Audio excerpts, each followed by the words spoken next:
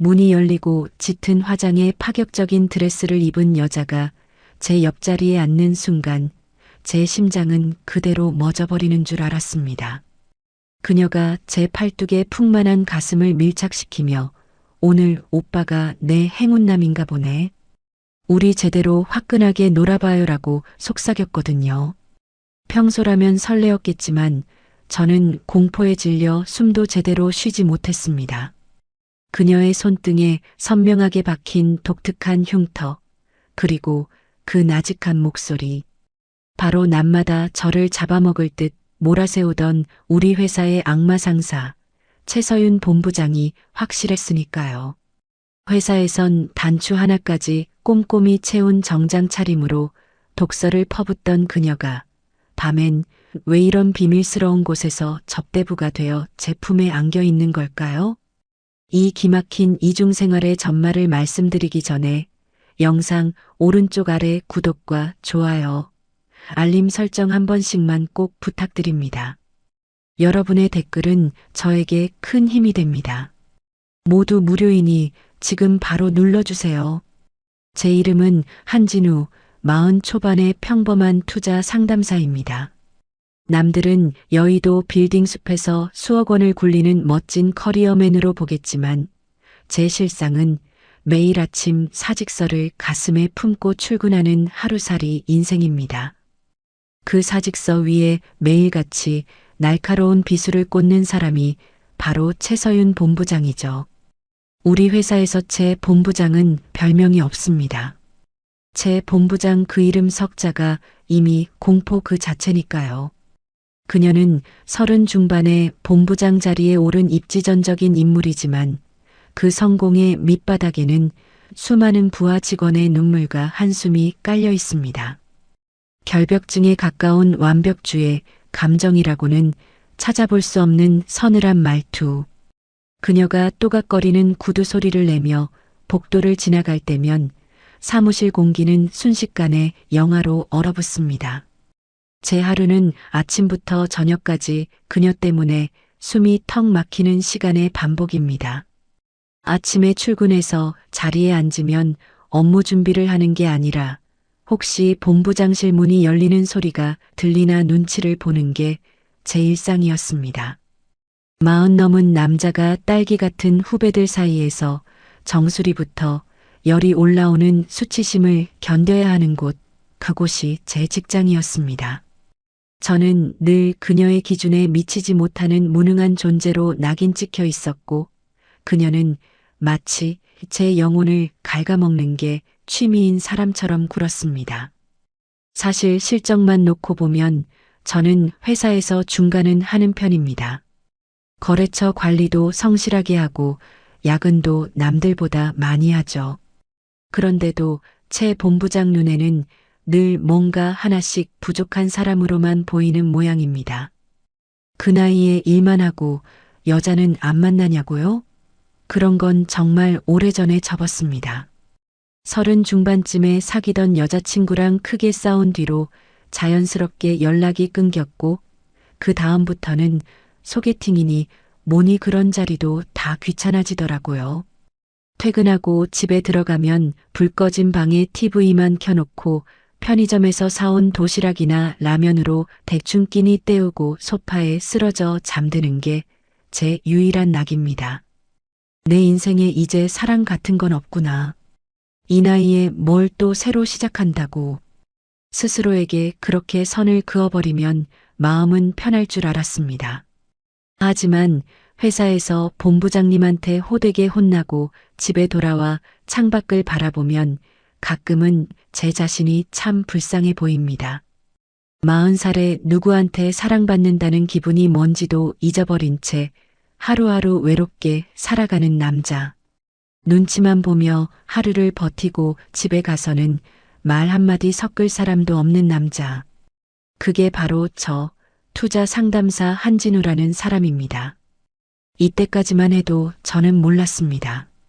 제가 그토록 증오하고 두려워하던 그녀의 그 차가운 성벽 너머에 제가 상상조차 할 수 없었던 처절하고도 뜨거운 밤의 얼굴이 숨겨져 있었다는 것을요.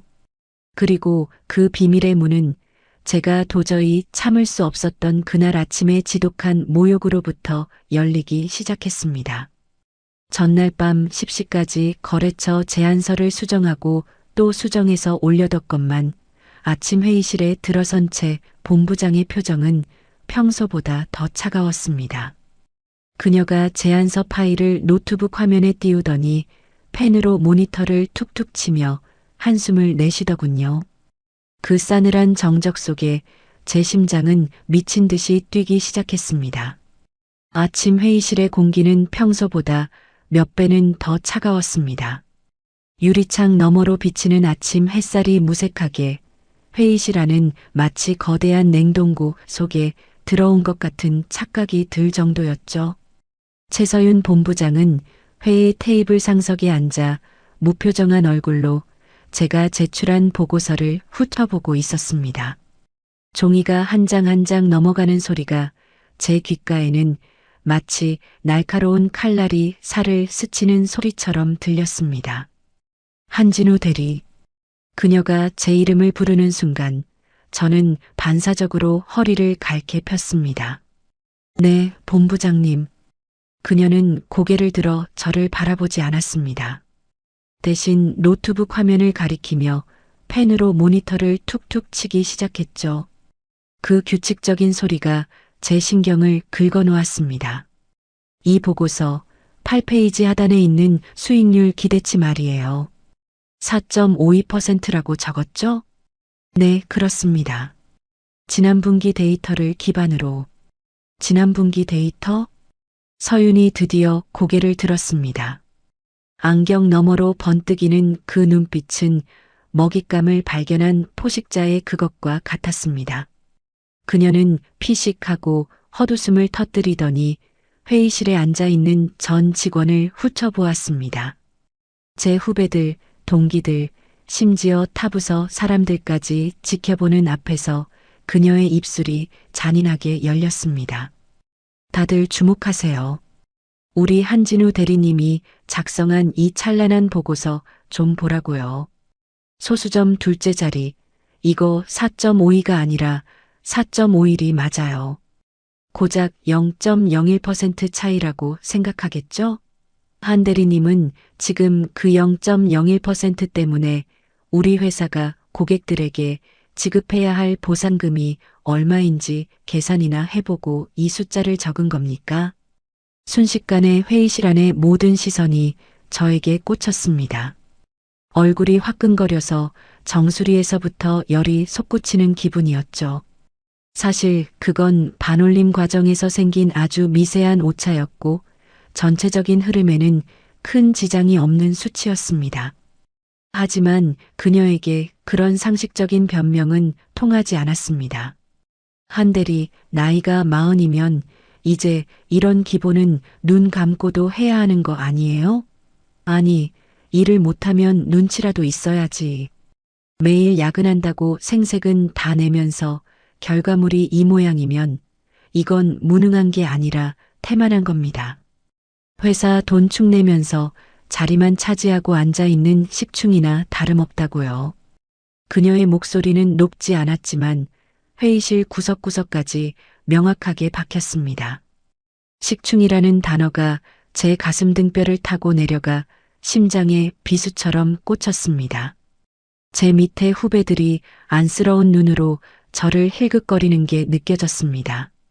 차라리 바닥이 꺼져서 그대로 사라져버리고 싶었습니다. 죄송합니다.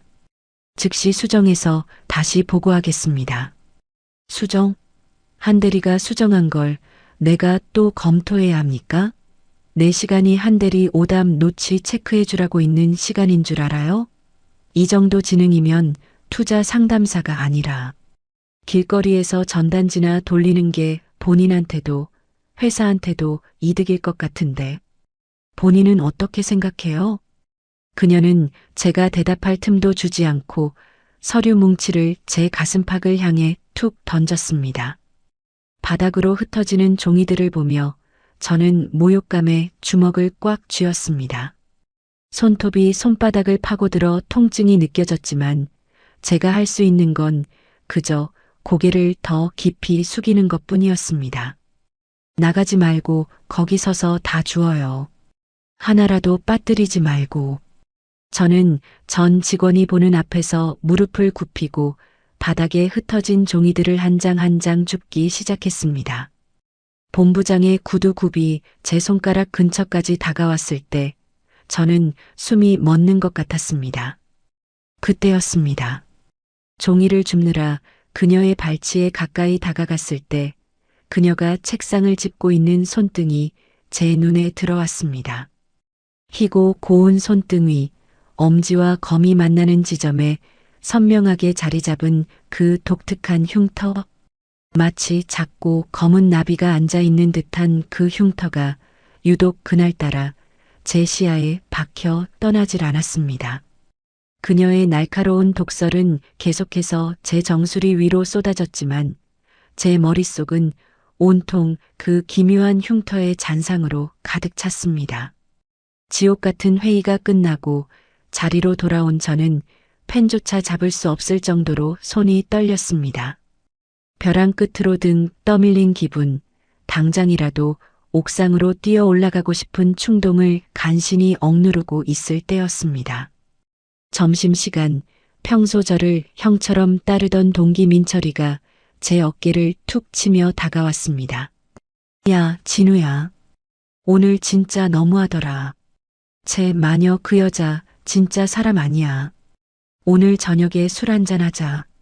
내가 기가 막힌데 알거든. 너 거기 가면 스트레스 확 풀릴 거다. 민철이의 그 제안이 제 인생을 송두리째 바꿔놓을 거대한 폭풍의 시작이 될 줄은 꿈에도 몰랐습니다. 민철이의 입에서 나올 그 비밀스러운 이야기가 제가 방금 전까지 바닥을 기며 쳐다봤던 그 흉터와 연결될 줄은 더더욱 상상조차 못했죠. 퇴근길 지하철 창문에 비친 제 얼굴은 이미 썩은 동태눈깔이나 다름없었습니다. 제 본부장에게 받은 그 모욕적인 언사들이 귓가에 윙윙 맴돌아서 당장이라도 소리를 지르고 싶은 심정이었죠. 40 넘은 남자가 사람들 앞에서 무릎을 꿇고 서류를 줍던 그 비참한 광경이 머릿속에서 떠나질 않았습니다. 그때 휴대폰이 울렸습니다. 고향 친구 민철이었죠. 야, 한진우. 너 얼굴 보니까 또 쟤 마녀한테 털렸냐? 임마, 죽상 쓰지 말고 빨리 나와. 내가 기가 막힌 곳 알아냈으니까.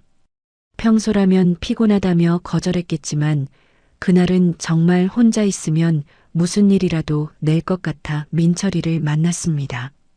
강남의 화려한 불빛을 뒤로하고 찾아간 곳은 강북 변두리의 어느 허름한 선술집이었죠. 소주 몇 잔이 들어가자 민철이 녀석이 눈을 반짝이며 목소리를 낮췄습니다. 야, 진우야. 너 스트레스 한 방에 날릴 데가 있다니까? 내가 지난주에 우연히 강북 저 끝자락에 있는 작은 바를 하나 갔거든. 근데 거기 진짜 전설적인 여자가 하나 있더라고. 저는 그냥 건성으로 대답하며 잔을 비웠습니다. 임마, 이 나이에 무슨 여자 타령이야. 그냥 술이나 마셔. 아니, 들어봐. 여기가 좀 묘해. 이름도 간판도 제대로 없는 곳인데 예약 없이는 들어가지도 못해. 거기 서윤이라는 예명을 쓰는 여자가 있거든. 나이는 우리랑 비슷한 것 같은데 와. 분위기가 진짜 압권이야. 낮에는 엄청난 엘리트인데 밤에만 취미로 나온다는 소문도 있고. 서윤이라는 이름이 나오자 저도 모르게 가슴이 철렁했습니다. 하지만 흔한 이름이니까요. 우리 본부장 이름도 서윤이지만 설마 그 어른 마녀가 그런 곳에 있을 리가 없지 않습니까? 저는 쓴 소주를 삼키며 헛웃음을 쳤습니다. 너 영화를 너무 많이 봤다. 본부장 같은 애들이 밤에 술을 따른다고? 말이 되는 소리를 해라. 아니, 진짜라니까? 근데 더 대박인 건 뭔지 알아? 그 여자 손등에 말이야. 아주 독특한 흉터가 하나 있어. 검은 나비가 앉은 것 같은 기묘한 모양인데 그게 묘하게 사람 눈길을 끌거든. 한 번 보면 절대 못 잊을 그런 흉터 말이야. 그 순간 제 손에 들려있던 술잔이 덜덜 떨리기 시작했습니다. 오늘 아침 본부장의 발치에서 서류를 주울 때 제 눈앞에 선명하게 박혔던 그 손등의 흉터. 엄지와 검지 사이에 자리 잡았던 그 기묘한 검은 나비 모양의 자국. 민철이의 묘사는 제가 본 것과 소름 끼칠 정도로 일치했습니다. 흉터? 그 흉터가 정확히 어떤 모양인데? 제 다급한 목소리에 민철이가 의아한 듯 쳐다보더니 손으로 모양을 그려 보였습니다. 있잖아. 약간 타원형인데 끝이 갈라진. 딱 나비 날개 같은 모양이야. 그 여자가 술을 따라줄 때 그 흉터가 딱 보이는데 그게 그렇게 섹시할 수가 없다니까? 머릿속이 하얗게 번졌습니다. 세상에 그런 특이한 흉터를 가진 사람이 둘이나 있을까요? 그것도 이름까지 똑같은 서윤이라는 여자가. 민철이는 신이 나서 계속 떠들어댔습니다. 야, 그 여자 보려고 강남 회장님들도 줄을 선다더라. 낮에는 아주 차갑고 고고한 척하는 전문직이라는데 밤에 술자리에서는 오빠, 오빠 하면서 얼마나 녹여내는지. 너도 한번 가볼래? 내가 거기 사장이랑 좀 아는데. 민철이의 목소리가 점점 멀어지는 것 같았습니다. 제 머릿속에는 오직 한 가지 생각뿐이었습니다. 설마 진짜 제 본부장인가? 그 악마 같은 여자가 밤마다 강북 구석에서 남자들 비위를 맞추고 있다고? 의구심은 꼬리에 꼬리를 물고 커져만 갔습니다. 만약 진짜라면 이건 저에게 찾아온 인생 최고의 기회일지도 몰랐습니다. 매일 저를 벼랑 끝으로 몰아넣던 그 여자의 치명적인 약점을 잡을 수 있는 기회 말이죠. 하지만 한편으로는 두려웠습니다. 만약 진짜 그녀라면 저는 감당할 수 없는 진실의 문을 열게 되는 것이니까요. 민철아, 거기 주소. 주소 좀 찍어봐. 오, 한진우? 웬일이냐? 너도 드디어 관심이 생겨? 민철이가 낄낄거리며 휴대폰으로 주소를 보내줬습니다. 강북 변두리, 이름조차 생소한 어느 골목길 끝자락. 저는 그 주소를 뚫어지게 쳐다보며 남은 소주를 병째로 들이켰습니다. 심장이 미친 듯이 요동치기 시작했습니다. 확인해야 했습니다. 내 눈으로 직접 보기 전까지는 이 지옥 같은 의구심에서 벗어날 수 없을 것 같았죠. 만약 그 여자가 진짜 최서윤 본부장이라면 그동안 제가 당했던 그 모든 수모를 되돌려줄 수 있을지도 모른다는 묘한 정복감까지 피어올랐습니다. 저는 비틀거리는 몸을 이끌고 술집을 나섰습니다. 밤 공기가 차가웠지만 제 가슴속은 알 수 없는 뜨거움으로 타오르고 있었죠. 기다려요, 본부장님. 당신이 숨기고 있는 그 나비의 정체가 뭔지 제가 직접 확인하러 갈 테니까. 저는 택시를 잡기 위해 대로변으로 나갔습니다. 목적지는 민철이가 말해준 그 비밀스러운 바. 제 인생을 통째로 뒤흔들 그 위험한 확인 작업이 이제 막 시작되려 하고 있었습니다. 민철이가 소주병을 기울이며 묘사한 그 손등의 흉터 이야기는 제 머릿속을 날카로운 송곳으로 헤집어 놓는 것 같았습니다. 검은 나비가 날개를 펼친 듯한 기묘한 모양. 그건 흔하디흔한 상처가 아니었습니다. 오늘 아침 본부장실 바닥에서 수치심에 젖어 서류를 줍던 제 눈앞에서 파르르 떨리던 그 흉터와 너무나도 지나치게 똑같았거든요. 야, 한진우. 너 왜 그래? 안색이 왜 이렇게 안 좋아? 민철이가 제 어깨를 흔들었지만 저는 대답조차 할 수 없었습니다. 입술이 바짝바짝 마르고 심장은 금방이라도 갈비뼈를 뚫고 튀어나올 것처럼 쿵쾅거렸죠. 제 머릿속은 이미 낮에 사무실과 민철이가 말한 강북의 발을 미친 듯이 오가고 있었습니다. 낮마다 서류 뭉치를 제 가슴팍에 내던지며 지능이 부족하냐고 쏘아붙이던 그 서슬 퍼런 최서윤 본부장. 그녀가 서류를 넘길 때마다 혹은 볼펜을 까딱거릴 때마다 제 시선 끝에 걸렸던 그 불길한 나비 모양의 흔적. 그게 어떻게 강북 변두리의 은밀한 술집에서 남자들의 비위를 맞추는 접대부의 손등 위에도 똑같이 있을 수 있단 말입니까? 설마. 아니야. 그럴 리가 없어. 그 최서윤이, 그 어른 마녀가 머리로는 부정하려 해도 가슴속 깊은 곳에서 피어오르는 의구심은 이미 거대한 불길이 되어 제 온몸을 태우고 있었습니다. 민철이가 말한 서윤이라는 이름, 우리 나이대와 비슷한 연령대, 그리고 결정적인 그 흉터까지. 이 모든 우연이 한 사람을 가리키고 있다는 사실에 소름이 돋아 팔에 닭살이 돋았습니다. 만약 정말로 그녀라면 매일같이 부하 직원들을 벌레 보듯 무시하며 고고한 척하던 그 여자가 밤마다 화장을 짙게 하고 이름 모를 사내들에게 웃음을 팔고 있다면 그 상상만으로도 묘한 전율이 일었습니다. 그건 단순한 호기심이 아니었습니다. 벼랑 끝까지 밀려났던 한 남자가 쥐게 된 단 한 번의 전세를 역전시킬 수 있는 치명적인 무기를 발견한 기분이었죠. 민철아, 그 흉터. 다시 한 번만 자세히 말해봐. 위치가 어디쯤이라고? 그러니까 여기 엄지랑 검지 사이 있잖아. 합곡혈 근처. 거기 딱 있어. 근데 너 왜 이렇게 집착해? 아는 사람이라도 돼? 민철의 말은 사형 선고처럼 제 의구심에 마침표를 찍어버렸습니다. 위치까지 정확했습니다.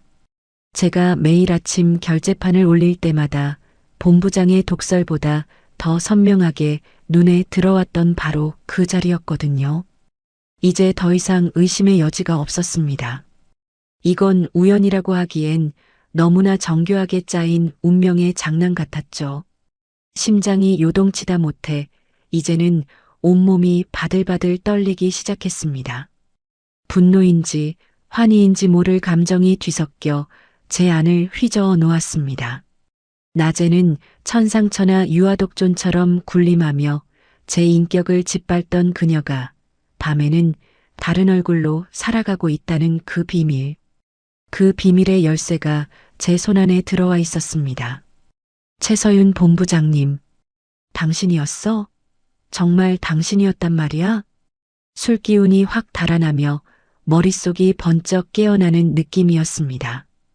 이제 저는 더 이상 예전에 무능하고 당하기만 하던 한진우가 아니었습니다.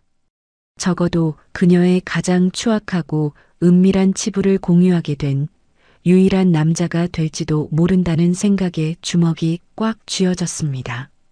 저는 민철이가 보내준 주소를 다시 한번 뚫어지게 쳐다봤습니다. 강북의 어두운 골목 어딘가에 숨겨진 그 장소. 그곳에 가면 그동안 저를 괴롭혔던 그 모든 모순의 답이 있을 것 같았습니다. 확인해야 했습니다. 아니, 확인하지 않고서는 오늘 밤 잠을 이룰 수 없을 것 같았죠. 민철아, 나 먼저 간다. 오늘 술값은 내가 낼게. 저는 지갑에서 지폐 몇 장을 테이블에 던지듯 내려놓고 밖으로 뛰쳐나갔습니다. 차가운 밤 공기가 폐부 깊숙이 들어왔지만 제 머릿속은 이미 그 비밀스러운 바의 문 앞에 서 있었습니다. 하지만 무턱대고 달려갈 수는 없었습니다. 만약 진짜 그녀라면 제가 한진우라는 사실을 들키는 순간 모든 판은 깨질 테니까요. 철저하게 숨겨야 했습니다. 그녀가 저를 알아보지 못하도록 완벽하게 다른 사람으로 변장해서 그녀의 코앞까지 다가가야 했습니다. 집으로 돌아오는 길, 저는 거울을 보며 생각했습니다. 어떻게 하면 그 어른 마녀의 눈을 속이고 그 나비 흉터의 주인을 마주할 수 있을까? 제 인생에서 가장 짜릿하고 위험한 도박이 이제 막 시작되려 하고 있었습니다. 설마 진짜 그 여자일까? 집으로 돌아온 뒤에도 머릿속에선 수천 번, 수만 번 똑같은 질문이 맴돌았습니다. 하지만 만약 진짜 최서윤 본부장이라면 제가 그냥 제 모습 그대로 갔다간 모든 게 끝장이었습니다. 그 어른 마녀의 눈썰미는 보통이 아니니까요. 저는 결심했습니다. 제 평생 가장 완벽한 연극을 하기로요. 먼저 10년 넘게 써오던 두꺼운 안경을 벗어 던졌습니다. 대신 익숙지 않은 렌즈를 눈에 끼워 넣느라 한참을 고생했죠. 눈이 시뻘겋게 충혈됐지만 상관없었습니다. 그리고 매일 아침 결벽증처럼 밀어버리던 수염을 며칠간 지저분하게 길렀습니다. 거울 속에 비친 제 모습은 매일 아침째 본부장 앞에서 굽실거리던 그 무능한 한진우 대리가 아니었습니다. 어디선가 굴러먹다 온 조금 거칠고 사연 있어 보이는 낯선 중년 남자가 서 있었죠. 여기에 모자를 깊게 눌러쓰고 평소라면 절대 입지 않았을 헐렁한 후드티에 청바지를 걸쳤습니다. 제 평생 처음 해보는 변장이었습니다. 심장이 미친 듯이 요동치는 게 겉으로 보일까봐 겁이 날 정도였죠. 좋아, 이 정도면. 적어도 조명 어두운 술집에선 못 알아볼 거야. 드디어 민철이가 알려준 강북 변두리의 그 비밀스러운 바 앞에 도착했습니다. 간판도 제대로 없는 낡은 건물 지하. 입구에서부터 묘한 향수 냄새와 담배 연기가 섞여 나왔습니다. 계단을 내려가는 발걸음 하나하나가 천근만근처럼 무거웠습니다. 지금이라도 돌아갈까? 하는 생각이 수십 번도 더 들었지만 낮에 겪은 그 수모를 떠올리며 입술을 깨물었습니다. 가게 안은 예상보다 훨씬 어둡고 조용했습니다. 화려한 강남의 술집과는 전혀 다른 은밀하고 무거운 공기가 깔려 있었죠. 카운터에 앉아있던 덩치 큰 사내가 저를 힐끗 보더니 물었습니다. 처음 오셨습니까? 예약은요? 저는 목소리를 일부러 낮게 깔고 가래 끓는 듯한 쉰 소리를 냈습니다. 민철이 소개로 왔습니다. 서윤이라는 분이 유명하다고 해서요. 사내의 눈빛이 잠시 변하더니 고개를 끄덕였습니다. 아, 서윤이. 마침 지금 비어있네요. 구석진 룸으로 가 계세요. 금방 들여보내겠습니다. 저는 안내받은 복도 끝자락 가장 구석진 룸 안으로 들어갔습니다. 문을 닫자마자 마치 외부 세계와 완전히 차단된 것 같은 기분이었죠. 좁은 방 안에는 붉고 낮은 조명이 깔려 있었고 낡은 소파에선 가죽 냄새가 났습니다.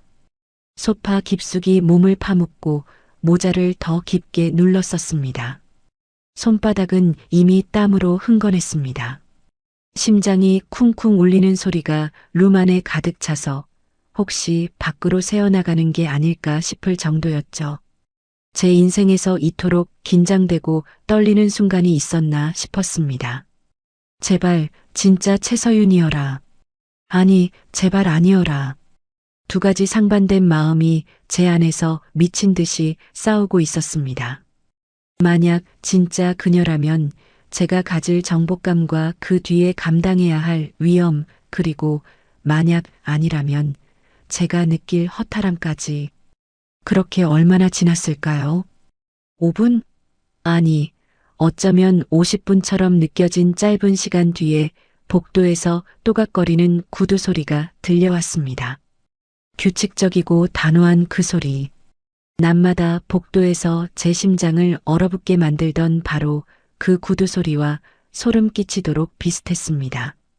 소리가 룸 문 앞에서 멈췄습니다. 저는 숨을 들이켜고 그대로 멈췄습니다. 폐속에 공기를 가둔 채 문고리가 돌아가는 소리에 모든 신경을 집중했죠. 딸깍. 문이 열리는 찰나의 순간 저는 눈을 감았습니다. 그리고 이내 풍겨오는 진한 장미 향기. 회사에서 본부장이 지나갈 때마다 풍기던 그 은은한 꽃향기와는 비교도 안 될 만큼 노골적이고 유혹적인 향이 코끝을 찔렀습니다. 안녕하세요, 오빠. 기다리게 해서 미안해요. 나직하게 들려오는 그 목소리. 저는 감았던 눈을 천천히 떴습니다. 룸 안의 붉은 조명 아래 문을 닫고 제 쪽으로 다가오는 여자의 실루엣이 보였습니다. 짙은 화장에 어깨가 훤히 드러난 드레스를 입은 여자. 하지만 제 눈은 그녀의 얼굴이 아니라 문고리를 잡고 있던 그녀의 손등으로 향했습니다. 딸깍 문고리가 돌아가는 소리가 제 심장을 정통으로 때리는 것 같았습니다. 좁고 밀폐된 룸 안으로 차가운 복도의 공기가 밀려 들어왔고 이내 진동하는 진한 향수 냄새가 제 폐부를 찔렀죠. 저는 모자챙 아래로 숨을 죽인 채 들어오는 여자의 실루엣을 뚫어지게 노려보았습니다. 제발 아니길 바라는 마음과 제발 그녀이길 바라는 비뚤어진 욕망이 제 안에서 미친 듯이 충돌하고 있었습니다. 하지만 문이 닫히고 그녀가 붉은 조명 아래로 완전히 들어온 순간 저는 하마터면 비명을 지를 뻔한 걸 간신히 참아냈습니다. 짙은 화장 때문에 분위기는 완전히 달랐습니다.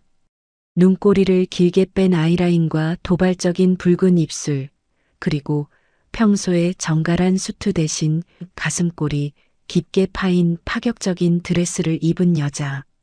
하지만 그 이목구비, 특유의 오만하면서도 날카로운 눈매 그리고 무엇보다 문고리를 놓으며 살짝 보인 그 손등의 검은 나비 흉터. 그녀는 확실했습니다. 낮에 제 보고서를 바닥에 내던지며 전 직원 앞에서 제 인격을 무참히 짓밟던 우리 회사의 어른마냥 최서윤 본부장이 틀림없었습니다. 머릿속이 하얗게 번지며 전신에 소름이 쫙 돋았습니다. 낮에는 세상에서 가장 고귀하고 깨끗한 척 완벽주의를 내세우며 부하 직원들을 벌레 보듯 하던 그 여자가 밤이 되면 이런 변두리의 은밀한 방에서 이름 모를 사내들의 술잔을 채워주는 접대부였다니요. 이 압도적인 괴리감 앞에서 저는 정신이 아득해지는 기분이었습니다. 말도 안 돼. 진짜였어. 진짜 최서윤이었어. 그녀는 제가 누구인지 전혀 눈치채지 못한 듯 했습니다. 하긴 평소에 두꺼운 안경을 쓰고 굽실거리던 무능한 한진우 대리가 수염을 거뭇하게 기르고 모자를 깊게 눌러 쓴 채 이런 곳에 앉아 있을 거라고는 상상조차 못하겠죠. 그녀는 익숙하다는 듯 생근 미소를 지으며 제 쪽으로 걸어왔습니다. 그 미소조차 소름 끼쳤습니다. 사무실에서는 단 한 번도 본 적 없는 남자를 홀리기 위해 철저히 계산된 가짜 미소였으니까요. 그녀가 한 걸음씩 다가올 때마다 높은 구두 굽소리가 제 심장을 짓밟는 것 같았습니다. 낮에 최서윤은 공포의 대상이었지만 지금 제 눈앞에 있는 최서윤은 기괴할 정도로 매혹적이었습니다. 평소 정장 바지 속에 숨겨져 있던 매끈한 다리가 드레스 사이로 아슬아슬하게 드러났고 그녀가 움직일 때마다 풍기는 향기는 좁은 방 안을 비현실적인 공간으로 만들었습니다. 어머 오빠, 오늘 처음 오셨다면서요? 되게 긴장하신 것 같네. 그녀의 입술에서 흘러나온 목소리는 낮에 그 칼날 같던 어조와는 완전히 딴판이었습니다. 콧소리가 섞인 다정하고 나긋나긋한 목소리. 그 목소리로 낮에는 저에게 지능이 부족하냐고 쏘아붙였다는 사실이 믿기지 않았습니다. 저는 렌즈 때문에 뻑뻑해진 눈을 깜빡이며 그녀가 다가오는 모습을 멍하니 지켜볼 뿐이었습니다. 분노와 배신감, 그리고 알 수 없는 승리감이 뒤섞여 제 가슴 밑바닥에서 뜨거운 무언가가 치밀어 올랐습니다. 당신이 그렇게 잘났어? 당신이 그렇게 대단해? 밤이면 이런 곳에서 오빠 소리를 하며 몸을 비비는 주제에 낮에는 그렇게 고고한 척 우리를 짓밟았던 거야?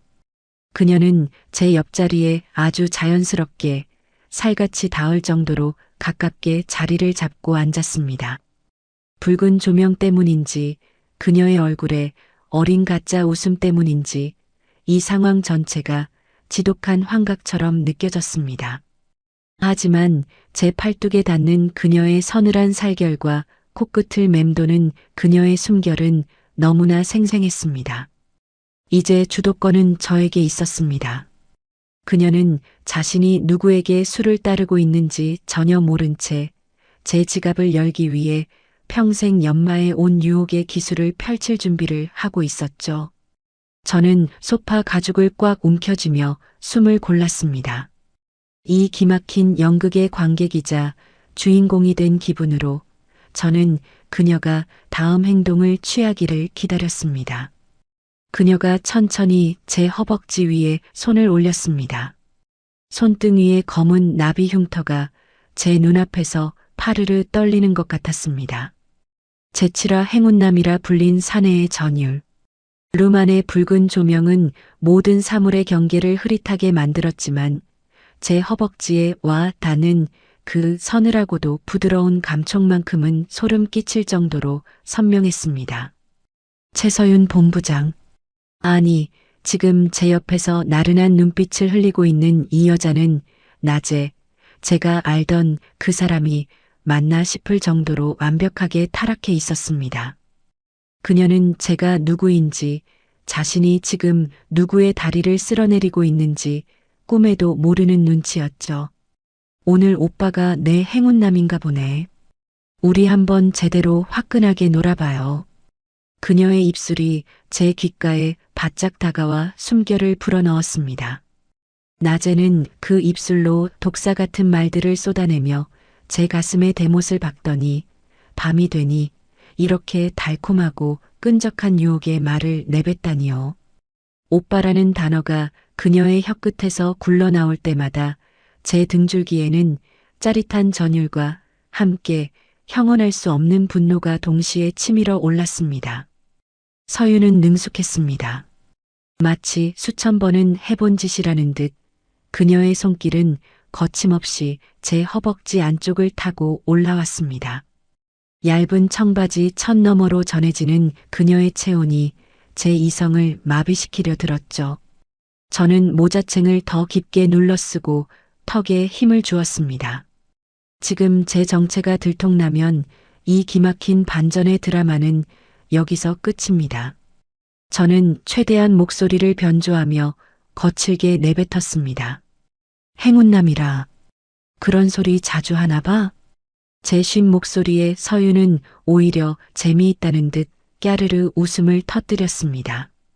그 웃음소리조차 사무실에서 서류를 집어 던지며 비웃던 그 서늘한 소리와는 결이 달랐습니다. 그녀는 제 어깨에 머리를 살짝 기대며 은근슬쩍 몸을 밀착해 왔습니다. 에이, 아무한테나 그러나. 오늘 오빠 분위기가 너무 좋아서 그렇죠. 뭔가 사연 있어 보이기도 하고 되게 강해 보여서 내 스타일이거든. 거짓말. 전부 새빨간 거짓말이었습니다. 그녀는 지금 제 지갑을 열기 위해 혹은 이 밤의 무료함을 달래기 위해 철저하게 계산된 연기를 하고 있는 것이었습니다. 하지만 역설적이게도 그 가짜 연기에 제 심장은 미친 듯이 요동쳤습니다. 낮에는 감히 쳐다보지도 못했던 고고한 상사가 밤에는 제 품에 안겨 애교를 떨며 유혹하고 있다는 이 압도적인 정복감. 그것은 마약처럼 제 뇌를 자극했습니다. 서윤의 손등에 새겨진 그 검은 나비 흉터가 제 무릎 위에서 춤을 추듯 움직였습니다. 술잔을 채우기 위해 그녀가 몸을 숙일 때마다 깊게 파인 드레스 사이로 아찔한 곡선이 드러났고 룸 안에 가득 찬 진한 향수 냄새는 제 판단력을 흐리게 만들었습니다. 그녀는 양주병을 따서 제 잔을 채우더니 본인의 잔을 들고 제 잔에 가볍게 부딪혔습니다. 챙 하는 맑은 소리가 정적을 깨뜨렸습니다. 자, 우리 행운남 오빠. 통성명은 나중에 하고 일단 한 잔 마셔요. 오늘 밤은 길잖아요. 그녀는 잔을 비우고는 붉은 혀끝으로 제 입술을 살짝 축였습니다. 그 도발적인 몸짓에 저는 숨이 턱 막혔습니다. 사무실에서는 단추 하나 어긋나는 꼴을 못 보던 결벽증 환자가 어떻게 이런 천박하고도 치명적인 기술을 익혔을까요? 저는 그녀가 건네는 독주를 단숨에 들이켰습니다. 목구멍을 타고 내려가는 뜨거운 액체가 제 안에 뒤틀린 욕망을 일깨우는 것 같았습니다. 서윤은 제 반응이 만족스러운지 이번엔 제 와이셔츠 깃을 만지작거리며 얼굴을 더 가까이 밀착했습니다. 그녀의 긴 속눈썹이 보일 정도로 가까운 거리. 평소라면 공포에 질려 뒷걸음질 쳤을 거리였지만 지금 저는 그 거리감을 즐기고 있었습니다. 그녀가 제 귓볼을 살짝 깨물며 속삭였습니다. 오빠, 나 사실 오늘 기분이 좀 별로였거든요. 회사에서 짜증나는 일이 좀 있어서. 근데 오빠 보니까 다 풀리는 것 같아. 오빠가 오늘 나 위로 좀 해줄래요? 회사에서 짜용나는 일이라니. 그건 분명 아침에 저를 전 직원 앞에서 망신 주며 히스테리를 부렸던 그 상황을 말하는 것이 분명했습니다. 저를 괴롭히고 인격을 짓밟은 것이 그녀에게는 그저 짜증나는 일 정도였다는 사실에 다시금 우라가 치밀었습니다. 하지만 저는 참았습니다. 지금은 이 연극을 더 즐겨야 할 때니까요. 저는 슬며시 팔을 뻗어 그녀의 가느다란 허리를 감싸 안았습니다. 서윤은 기다렸다는 듯 제품으로 파고들며 제 목덜미에 얼굴을 묻었습니다. 그녀의 부드러운 머리카락이 제 뺨을 간지럽혔습니다. 이 여자가 내일 아침이면 다시 그 차가운 안경을 쓰고 저를 벌레 보듯 하겠지? 그 생각을 하니 실소와 함께 묘한 흥분감이 차올랐습니다. 위로라. 어떻게 해줄까? 내가 원하는 대로 다 해줄까? 제 물음에 서윤은 고개를 들어 저를 빤히 바라보았습니다. 붉은 조명 아래 반짝이는 그녀의 눈동자에는 탐욕과 외로움이 동시에 서려 있었습니다. 그녀는 제 목을 팔로 감싸 안으며 입술이 닿을 듯 말 듯한 거리에서 멈췄습니다. 그냥 지금은 다 잊게 해줘요. 내가 누군지, 오빠가 누군지, 그런 거 다 상관없게. 그녀의 도발적인 요구에 저는 더 이상 참을 수 없었습니다. 저는 그녀의 허리를 더 세게 끌어당겼습니다. 하지만 그 찰나의 순간 제 머릿속에는 오직 한 가지 생각뿐이었습니다. 이 여자의 가면을 언제쯤 벗겨야 가장 처절하고도 짜릿한 파멸을 선사할 수 있을까 하는 그런 생각 말입니다. 제품에 안겨 가쁜 숨을 내뱉는 이 여자가 정말 그 최서윤 본부장이 맞나 싶어 저는 몇 번이고 그녀의 손등을 확인했습니다. 붉은 조명 아래서 기묘하게 일렁이는 나비 흉터. 그것은 지울 수 없는 낙인이자 이 모든 상황이 꿈이 아님을 증명하는 유일한 실체였습니다. 낮에는 감히 눈도 마주치지 못할 만큼 서슬퍼런 칼날 같던 여자가 밤이 되니 제 손길 하나에 몸을 떨며 응석을 부리는 이 지독한 현실 앞에서 저는 아찔한 현기증을 느꼈습니다. 분노와 복수심으로 시작된 발걸음이었지만 제 안의 감정은 묘하게 비틀리기 시작했습니다.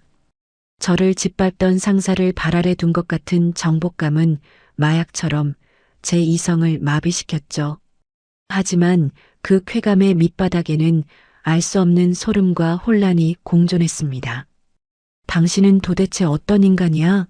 무엇이 당신을 이 차가운 사무실과 이 끈적한 룸 사이로 내몬 거지? 저는 그날 이후 마치 홀린 사람처럼 매일 밤 그곳을 찾았습니다. 회사에서는 여전히 그녀의 독설에 시달리며 죄송합니다를 연발하는 무능한 대리였지만 퇴근 후 변장을 마친 저는 그녀가 가장 기다리는 행운남으로 변신했습니다. 거액의 지명료를 지불하며 매일 밤 그녀를 독점했습니다. 제 통장 잔고가 바닥을 드러내고 있었지만 상관없었습니다. 이 위험한 유의가 주는 짜릿함에 비하면 돈 따위는 아무것도 아니었으니까요. 룸 안에서 서윤은 갈수록 저에게 속내를 드러내기 시작했습니다. 그녀는 술 기운을 빌려 가끔 알 수 없는 말들을 내뱉었습니다. 오빠, 사람들은 참 웃기지? 겉으로는 다들 깨끗한 척, 고귀한 척 하면서 속은 다 썩어 문드러져 있거든. 나도 그래.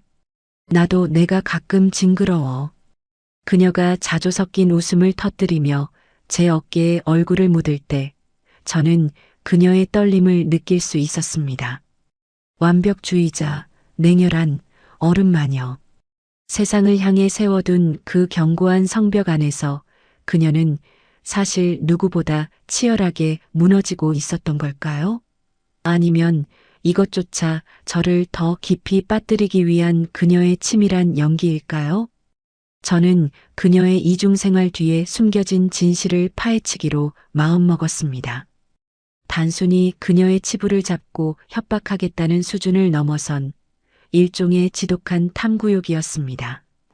그녀가 왜 강남의 고액 연봉자 자리를 유지하면서도 굳이 이 멀고도 지저분한 강북 변두리까지 내려와 접대부 생활을 하는지 그 이유를 알아내야만 이 지옥 같은 갈증이 해소될 것 같았습니다. 낮에는 그녀의 책상 위에 놓인 사소한 서류 하나하나를 관찰했고 밤에는 그녀가 내뱉는 사소한 단어 하나하나를 주워 담았습니다. 그녀의 이중생활은 생각보다 더 정교하고 위태로웠습니다. 룸 밖에서 들리는 발소리 하나에도 몸을 움츠리면서도 술잔을 들면 다시 눈빛이 변하는 그녀를 보며 저는 묘한 동질감마저 느꼈습니다. 저 역시 낮과 밤의 얼굴이 완전히 다른 가면을 쓴 괴물이 되어가고 있었으니까요. 서윤아, 넌 왜 이 일을 해? 돈 때문은 아닌 것 같은데. 제 질문에 서윤은 잠시 손을 멈추고 저를 빤히 바라보았습니다.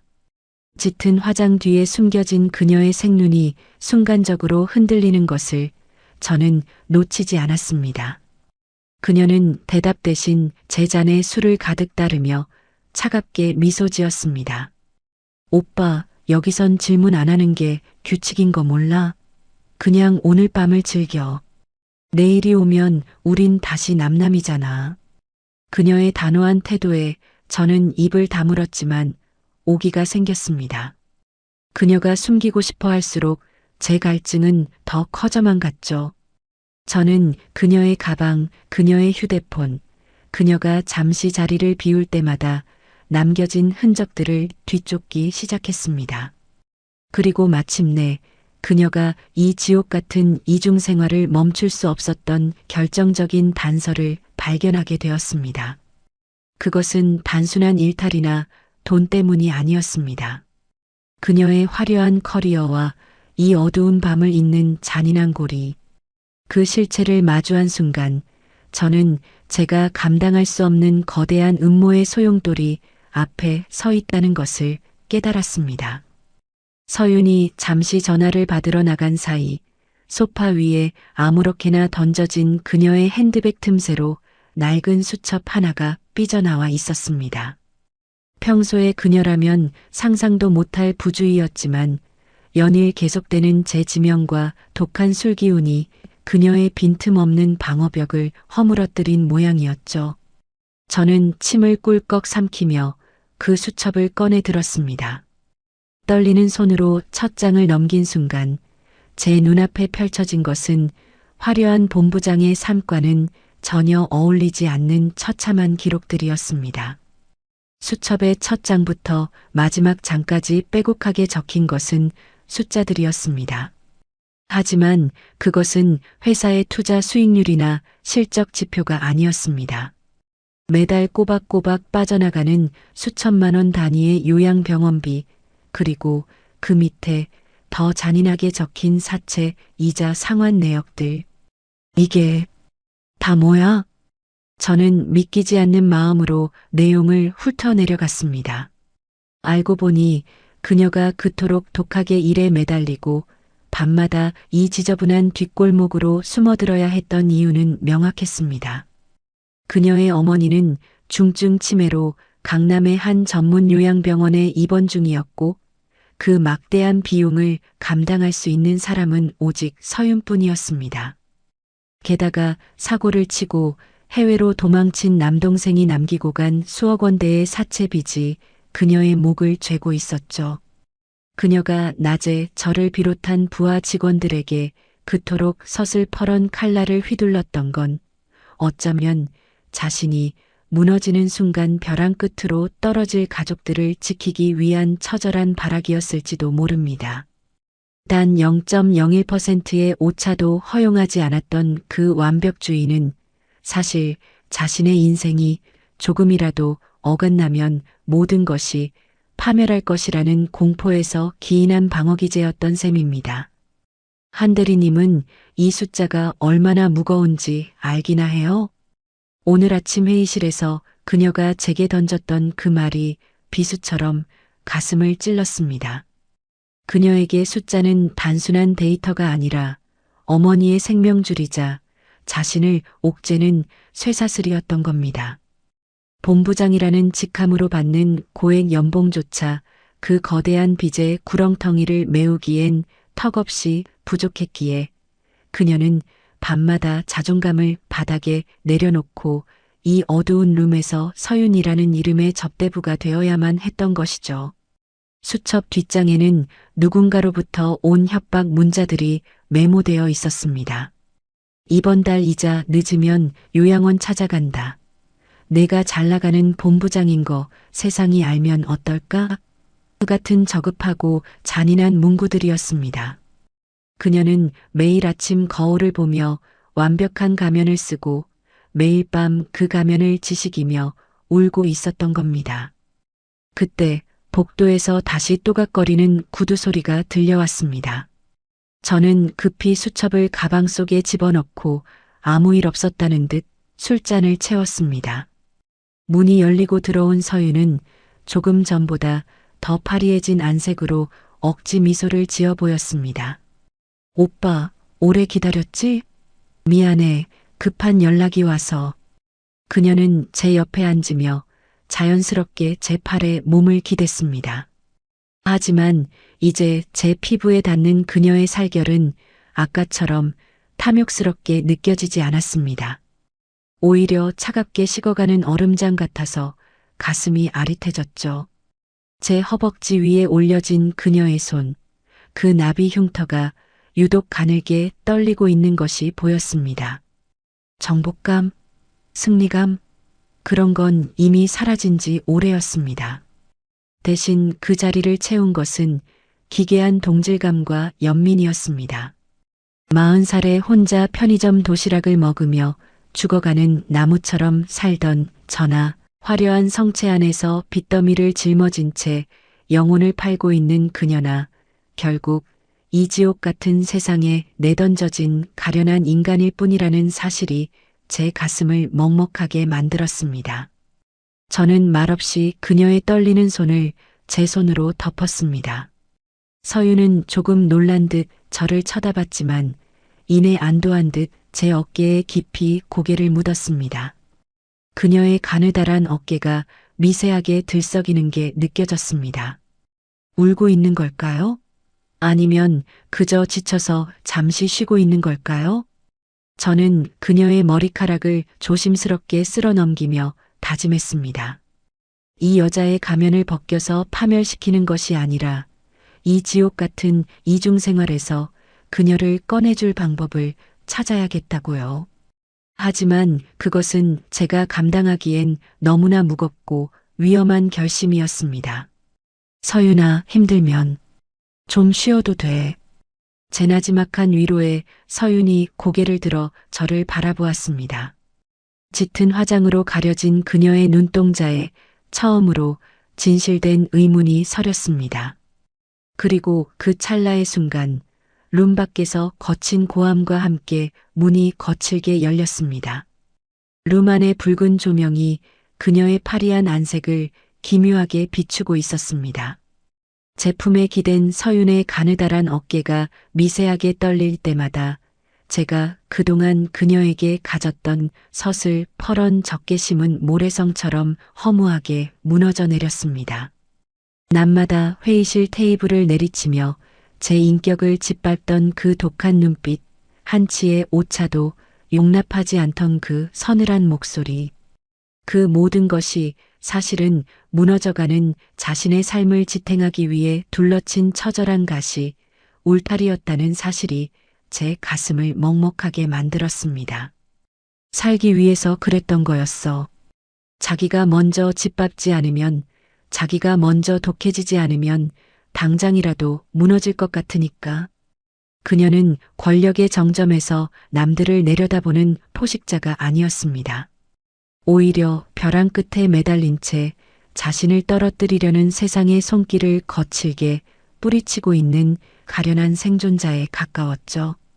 치매에 걸린 어머니를 요양병원에 지키기 위해, 그리고 제멋대로 인생을 망치고 떠난 남동생의 빚더미를 감당하기 위해 그녀는 매일 아침 거울 앞에서 죽으림을 다해 어른 마녀의 가면을 썼을 겁니다.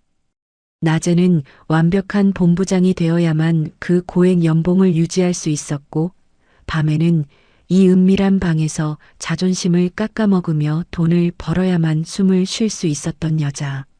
그녀가 저를 향해 퍼부었던 그 모진 독설들은 어쩌면 자기 자신에게 하는 채찍질이었을지도 모른다는 생각이 들었습니다. 정신 똑바로 안 차려요? 라는 말은 저에게 하는 소리인 동시에 나약해지려는 자신에게 던지는 비명이었을 겁니다. 제 안에서는 형언할 수 없는 묘한 감정들이 소용돌이쳤습니다. 나를 괴롭히던 상사의 치부를 잡았다는 승리감은 이미 자취를 감췄습니다. 대신 그 자리에는 40살 넘게 외롭게 버텨온 한 남자로서 역시나 외롭게 세상을 버텨내고 있는 한 여자에 대한 지독한 연민과 동질감이 자리 잡았습니다. 우리는 서로 다른 곳에 서 있는 것 같았지만 결국 이 잔인한 도시라는 정글 속에서 상처 입고 헐떡이는 같은 종족이었던 셈입니다. 오빠 왜 그렇게 나를 빤히 봐요? 내 얼굴에 뭐 묻었어? 서윤이 고개를 들어 제 눈을 맞췄습니다. 짙은 인조 속눈썹 아래로 비치는 그녀의 진짜 눈동자는 텅 빈 것처럼 공허했습니다. 저는 대답 대신 그녀의 손을 꼭 쥐었습니다. 손등의 나비 흉터가 제 손바닥 안에서 파르르 떨렸습니다.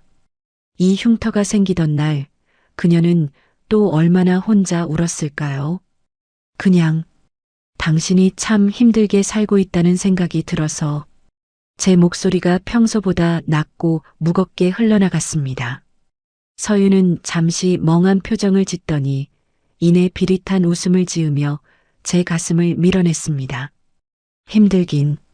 나 강남 본부장이야. 돈 잘 벌고 잘 나가고 남들 부러움 한 몸에 받는데 뭐가 힘들어? 오빠도 참 싱거운 소리를 하네. 그녀는 다시 방어벽을 쳤습니다. 자신의 약점을 들키지 않으려는 본능적인 거부감이었죠.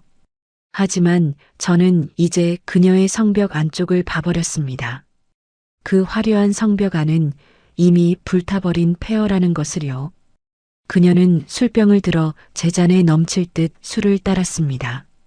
손끝이 미세하게 떨리는 것을 감추려는 듯 거칠게 술잔을 내려놓았죠. 자, 마셔요. 이런 데 와서 무슨 청승이야. 오늘 밤은 그냥 취하는 게 답이지. 그녀는 독주를 한 번에 들이키고는 괴로운 듯 미간을 찌푸렸습니다. 그 순간 제 마음속에서는 무언가 뜨거운 것이 울컥 치밀어 올랐습니다. 이 여자를 여기서 꺼내주고 싶다는 생각, 이 지긋지긋한 이중생활의 사슬을 끊어주고 싶다는 무모한 욕망이 제 이성을 지배하기 시작했습니다. 하지만 제가 할 수 있는 게 무엇일까요? 저 역시 매달 카드값과 월세에 시달리는 평범한 직장인일 뿐인데 말입니다. 그때였습니다. 룸 밖에서 웅성거리는 소리와 함께 험악한 고함이 들려온 것은 최서윤 어디 있어? 당장 안 나와? 서윤의 얼굴이 순식간에 잿빛으로 변했습니다. 그녀는 쥐고 있던 술잔을 떨어뜨렸고 투명한 액체가 카페트 위로 번져나갔습니다. 그녀의 눈에 서린 공포를 보는 순간 저는 직감했습니다. 그녀를 벼랑 끝으로 밀어넣은 그 현실이 이름 안으로 들이닥치고 있다는 것을요.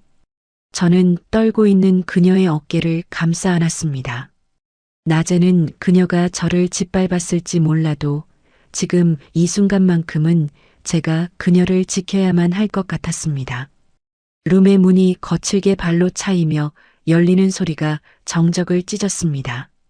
사무실의 아침은 여느 때와 다름없이 서늘했습니다. 한진우 대리, 지금 이게 보고서라고 들고 온 거야? 최서윤 본부장의 목소리가 회의실 벽을 타고 날카롭게 내리꽂혔습니다.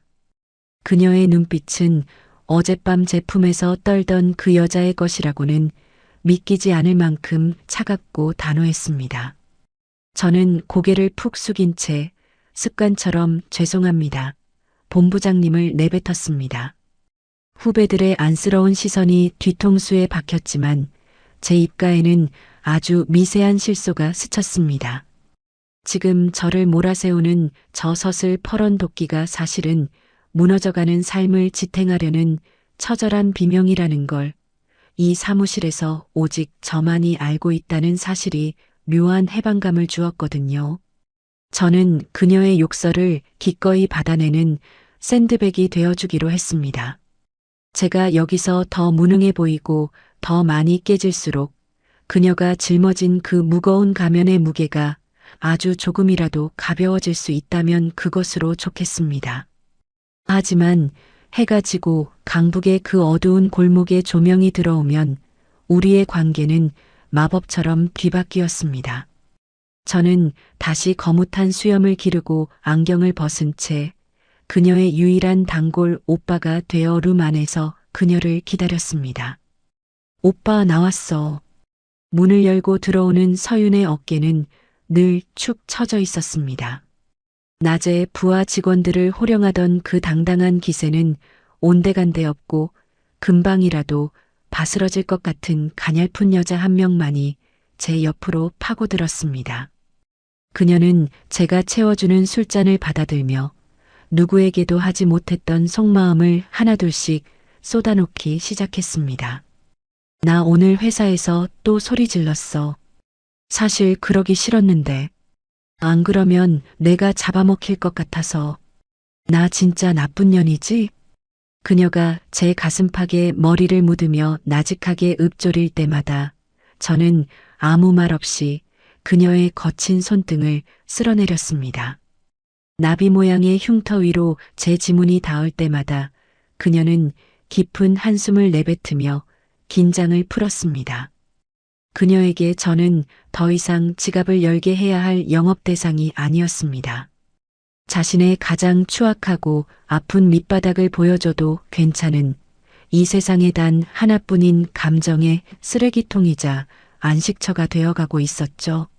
서윤아, 넌 나쁜 게 아니라 그냥 견디고 있는 거야. 남들보다 조금 더 무거운 짐을 지고 있을 뿐이야. 제 진심 어린 위로에 서윤은 소리 없이 눈물을 흘리곤 했습니다. 낮에는 남을 울리던 여자가 밤에는 제품에서 아이처럼 울음을 터뜨리는 이 기막힌 이중주 속에서 저 또한 치유를 받고 있었습니다. 40살이 넘도록 누군가에게 필요한 존재가 되어 본 적 없던 저에게 그녀의 무너진 마음을 들어주는 이 시간은 제 인생에서 가장 가치 있는 순간이 되어버렸습니다. 저는 그녀를 위해 더 자주, 더 오래 그곳에 머물렀습니다. 사채업자들의 위협이 있을 때마다 저는 기꺼이 그녀의 방패가 되어 룸 앞을 지켰고 그녀가 요양병원비 때문에 머리를 싸맬 때면 제 비상금까지 털어 은밀하게 도움을 주었습니다. 그녀는 여전히 제가 자신의 부하 직원인 한진우라는 사실을 꿈에도 모른 채 제 존재에 의지하며 하루하루를 버텨냈습니다.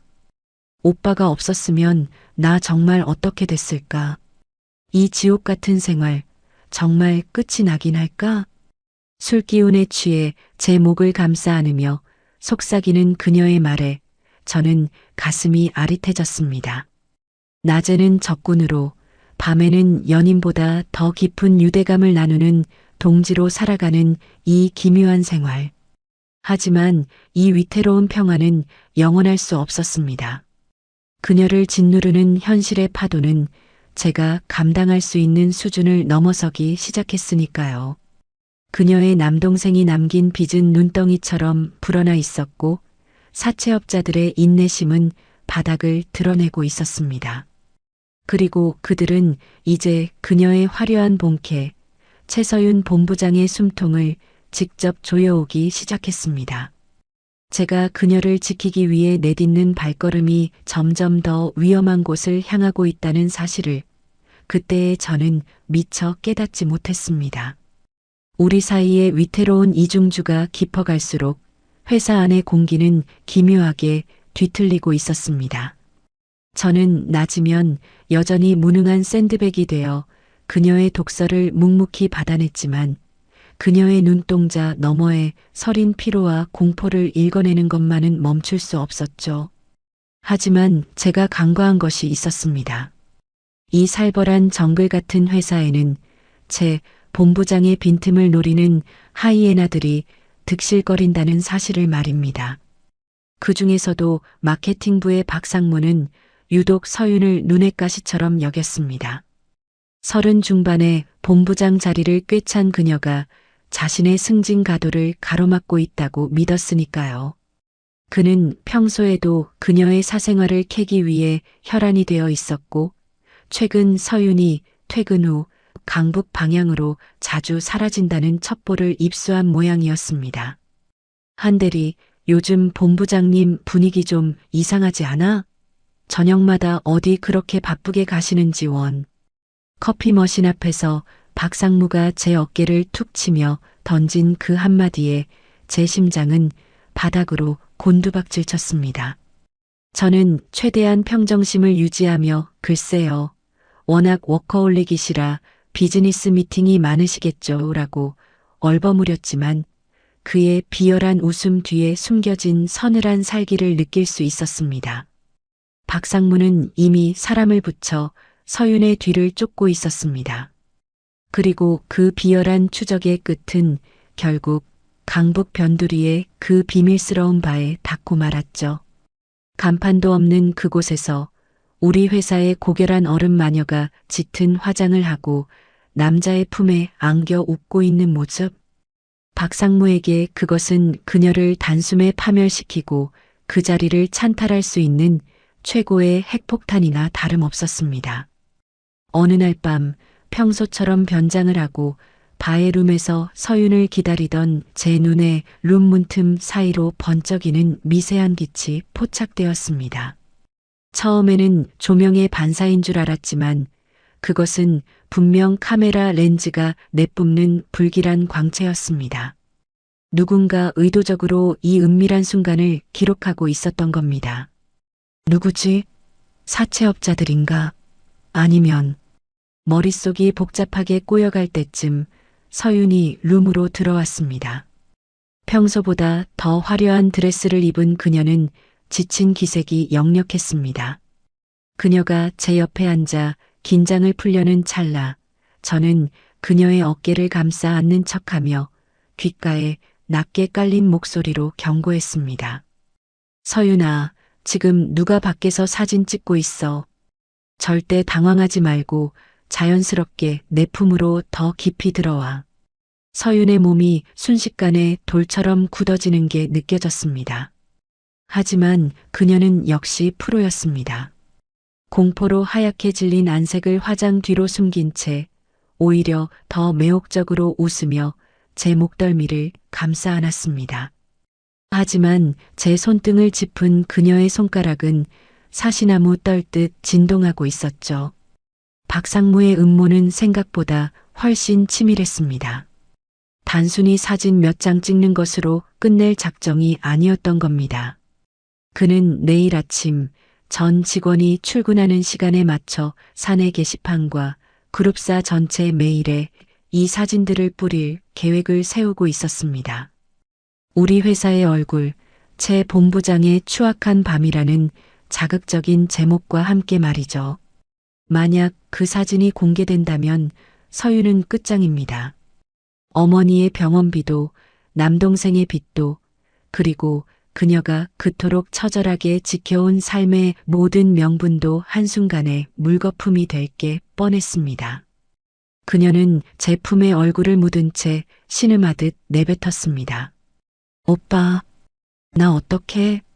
이제 정말 끝인가 봐. 여기까지가 내 한계였나 봐. 그녀의 눈물이 제 셔츠 적시는 게 느껴졌습니다. 낮에는 저를 그토록 괴롭히던 상사였지만 지금 제 품에서 무너져 내리는 이 여자를 절대로 이대로 두게 할 순 없었습니다. 저는 그녀의 나비 흉터가 있는 손을 꽉 쥐었습니다. 걱정하지 마. 내가 어떻게든 막을 테니까. 당신 인생 그렇게 쉽게 무너지게 안 둬. 저는 룸 밖으로 조용히 빠져나와 어둠 속에 숨어 있는 카메라의 주인을 쫓기 시작했습니다. 박상무가 고용한 그 그림자를 잡아내지 못하면 내일 아침 서윤의 세계는 지옥으로 변할 것이었습니다. 시계침이 자정을 향해 달려가고 있었고 서윤의 운명을 건 저의 필사적인 추격전이 강북의 어두운 골목길에서 시작되었습니다. 카메라 렌즈의 불길한 광채를 확인한 순간 제 뇌리는 차가운 얼음물을 끼얹은 듯 번뜩였습니다. 박상무 그 비열한 인간이 기어이 선을 넘었구나 싶었죠. 저는 서윤의 떨리는 어깨를 다독이며 최대한 침착하게 룸을 빠져나왔습니다. 모자를 깊게 눌러쓰고 어둠이 짙게 깔린 복도를 지나 골목 끝으로 사라지는 괴한의 뒤를 쫓기 시작했습니다. 강북 변두리의 골목은 미로처럼 얽혀 있었습니다. 낡은 가로등 불빛이 가물거리는 그곳에서 저는 제 인생에서 가장 절박한 추격전을 벌였습니다. 여기서 저 카메라를 놓치면 내일 아침 최서윤이라는 여자의 인생은 산산조각이 날 것입니다. 그녀가 그토록 지키려 했던 어머니의 병원비도 가시 돋친 말들로 간신히 세워둔 자존심도 전부 진흙탕 속에 처박히겠죠. 거기서 당장 멈춰. 제 외침에도 괴한은 뒤도 돌아보지 않고 골목 안쪽으로 숨어들었습니다. 마침내 막다른 길목에서 놈을 붙잡았을 때 어둠 속에서 대기하고 있던 건 한 명이 아니었습니다. 박상무가 고용한 건 단순한 파파라치가 아니라 돈이면 뭐든 하는 뒷골목의 해결사들이었죠. 아저씨, 좋은 말로 할 때 가시지? 이거 돈 냄새가 좀 세게 나는 물건이라서 말이야. 험악하게 생긴 사내 셋이 저를 포위했습니다. 심장이 터질 듯 뛰었지만 저는 주먹을 꽉 쥐었습니다. 40살 평생을 남의 눈치나 보며 샌드백처럼 살아온 저였지만 이번만큼은 물러설 수 없었습니다. 아니, 물러서기 싫었습니다. 제가 여기서 무너지면 제 어깨에 고개를 묻고 울던 그 여자는 정말로 죽을지도 모르니까요.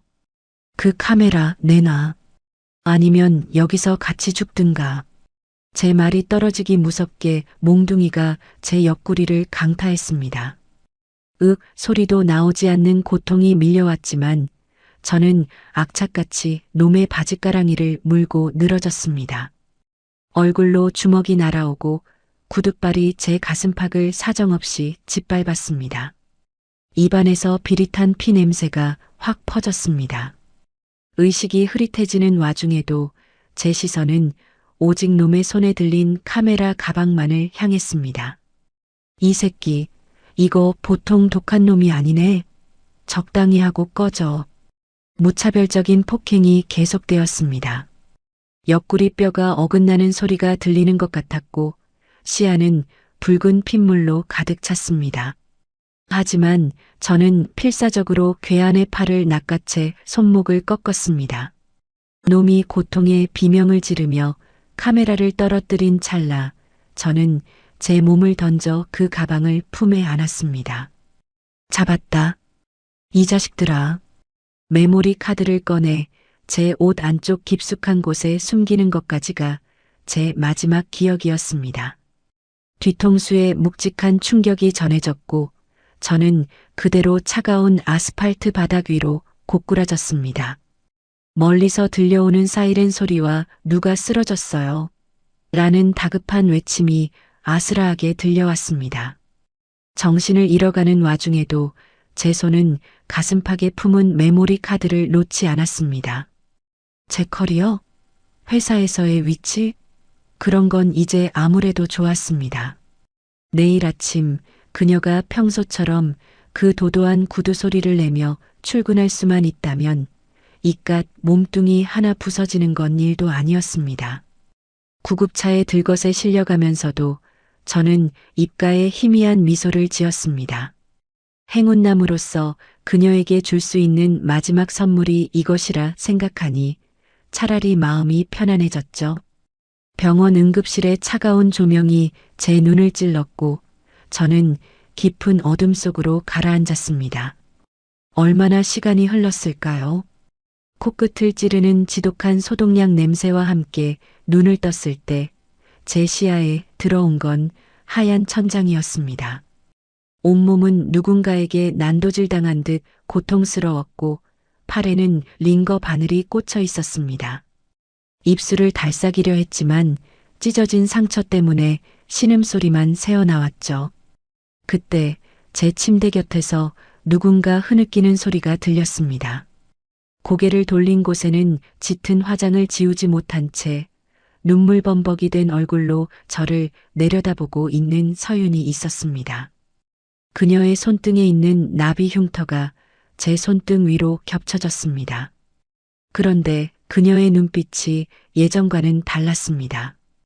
공포도 유혹도 아닌 무언가 거대한 진실을 마주한 자의 경악과 슬픔이 서려 있었죠. 오빠, 아니, 한진우 대리님, 당신 왜 그랬어? 응급실의 소란스러운 소음이 아득하게 멀어지고 지독한 소독약 냄새가 코끝을 찔렀습니다. 눈을 뜨려 했지만 눈꺼풀은 천근만근이었고 온몸은 거대한 기계에 짓눌린 듯 비명을 지르고 있었습니다.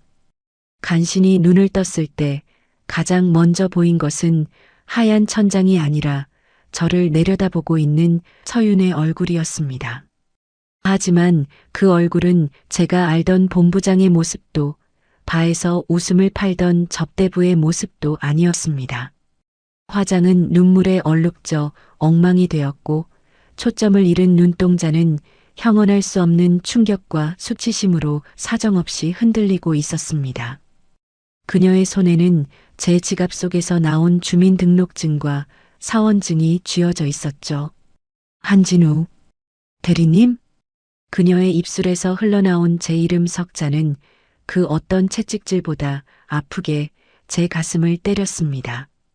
서윤은 마치 뜨거운 불덩이라도 쥔 듯 제 사원증을 바닥에 떨어뜨렸습니다.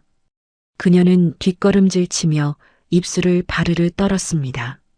자신이 밤마다 품에 안겨 온갖 추한 속내를 털어놓고 오빠라고 부르며 매달렸던 남자가 사실은 낮마다 자신이 지능에 문제가 있냐며 짓밟았던 부하 직원이었다는 사실. 그 잔인한 진실 앞에서 그녀의 세계는 통째로 무너져 내리고 있었습니다. 어떻게 이럴 수가 있어? 당신 다 알고 있었지? 내가 밤마다 거기서 무슨 짓을 하는지, 어떤 추한 모습으로 살고 있는지 다 보면서 속으로 얼마나 비웃었어? 서윤은 수치심에 몸을 떨며 오열하기 시작했습니다. 병실 바닥에 주저앉아 얼굴을 감싸 쥐고 우는 그녀의 모습은 더 이상 어른 마녀도 전설적인 접대부도 아닌 그저 상처 입은 작은 짐승 같았습니다.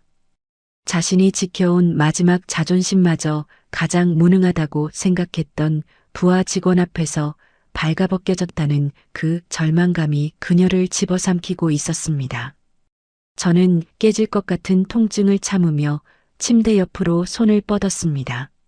링거 바늘이 살을 파고들어 피가 역류했지만 상관없었습니다.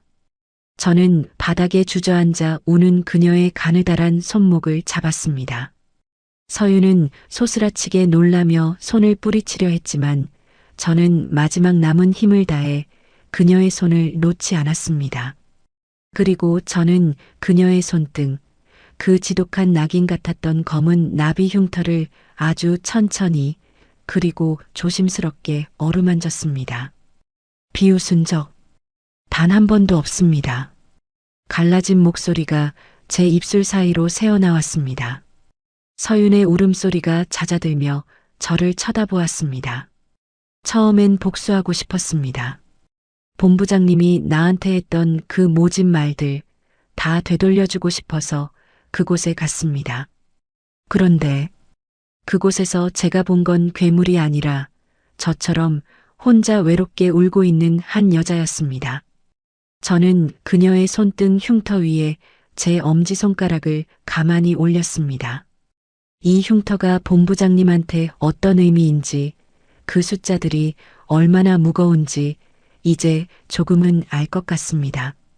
본부장님, 아니 서윤 씨, 이제 그만 독해져도 됩니다.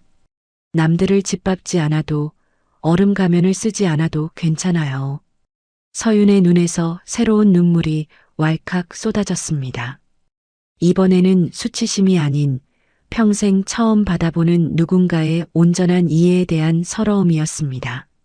저는 그녀를 향해 희미하게 미소 지었습니다. 이제 본부장님 말고 그냥 서윤 씨로 살게 해줄게요. 제가 그렇게 만들 겁니다. 이 사진들도 박상무의 음모도 다 제가 안고 갈 테니까. 당신은 이제 그 무거운 짐 좀 내려놔요. 제 진심 어린 고백에 서윤은 제 침대 머리맡에 엎드려 아이처럼 서럽게 울음을 터뜨렸습니다. 그동안 그 차가운 성벽 안에서 얼마나 외롭고 무서웠을지 그 울음소리가 모든 것을 말해주고 있었습니다. 저는 그녀의 떨리는 머릿결을 쓰다듬으며 다짐했습니다. 이 여자를 지키기 위해서라면 제 남은 인생 전부를 걸어도 아깝지 않다고요. 하지만 감동적인 재회도 잠시 병실 문 밖에서 저희를 감시하는 듯한 낯선 그림자가 비쳤습니다. 박상무의 음모는 아직 완전히 끝나지 않았고 병원비를 감당하기 위한 사채업자들의 압박 또한 여전히 저희의 숨통을 조여오고 있었죠. 우리의 진짜 싸움은 이제 병실 밖에서 기다리고 있었습니다. 병원 로비를 나서는 바람은 여전히 차가웠지만 제 손을 꽉 잡은 서윤의 온기 덕분에 더 이상 춥게 느껴지지 않았습니다. 며칠 전까지만 해도 상상조차 할 수 없었던 풍경이었죠. 낮에는 저를 짓밟던 상사와 무능한 대리로, 밤에는 접대부와 손님으로 마주하던 기묘하고도 비극적인 연극은 이제 막을 내렸습니다. 우리는 병원 문을 나서며 서로의 얼굴을 마주 보았습니다. 화장기 없는 수척한 얼굴에 서윤이 쑥스러운 듯 고개를 숙였지만 저는 그녀의 그 민낯이 세상에서 가장 아름다워 보였습니다. 우리는 가장 먼저 박상무의 비열한 음모를 뿌리 뽑았습니다. 제가 목숨 걸고 지켜낸 메모리 카드에는 박상무가 사람을 고용해 불법 촬영을 지시한 정황과 가동한 그가 회사 공금을 횡령해온 결정적인 단서들이 함께 들어 있었습니다. 서윤은 본부장의 직위를 이용해 마지막으로 칼을 휘둘렀습니다. 하지만 이번에는 부하 직원을 짓밟기 위함이 아니라 자신과 저를 지키기 위한 정당한 방어였습니다. 박상무는 비참하게 몰락했고 서윤은 당당히 사직서를 제출했습니다. 한 대리님, 아니 진우 씨, 나 이제 본부장 아니에요. 빚더미만 남은 평범한 여자일 뿐인데 그래도 괜찮겠어요? 회사를 나오던 날 서윤이 짐 가방을 든 채 저에게 물었습니다. 저는 대답 대신 그녀의 손등에 있는 그 나비 흉터에 입을 맞췄습니다. 서윤 씨, 나도 이제 대리 아니에요. 우리 둘 다 백수인데 같이 시작하면 되죠. 당신이 짊어진 그 짐, 이제는 혼자가 아니라 우리가 같이 지는 겁니다. 우리는 살벌했던 강남의 빌딩 숲과 강북 변두리의 은밀한 발을 모두 떠났습니다. 서유는 어머니를 조금 더 공기 좋은 외곽의 요양시설로 모셨고, 저는 그녀의 남동생이 남긴 빚을 해결하기 위해 밤낮으로 뛰었습니다. 낮에는 평범한 직장 동료였던 우리가 이제는 서로의 가장 깊은 치부까지 사랑하는 세상에 단 하나뿐인 연인이 된 것입니다. 가끔 창밖으로 멀리 보이는 화려한 빌딩 숲을 볼 때면 가슴 한구석이 아릿해지기도 합니다. 그곳에서 우리는 서로를 핥히고 상처 주며 가면 속에 숨어 살았으니까요. 하지만 이제 우리는 더 이상 거짓된 얼굴로 서로를 대하지 않습니다. 서유는 이제 아침마다 독설 대신 따뜻한 미소를 짓고, 저는 그녀의 눈치를 보는 대신 그녀의 꿈을 응원합니다. 차가운 콘크리트 정글 속에서 길을 잃었던 두 영혼이 비로소 서로라는 안식처를 찾아낸 셈입니다. 인생은 참으로 알 수 없는 것입니다. 가장 증오했던 사람이 사실은 나와 가장 닮은 아픔을 가진 사람일 수도 있다는 것.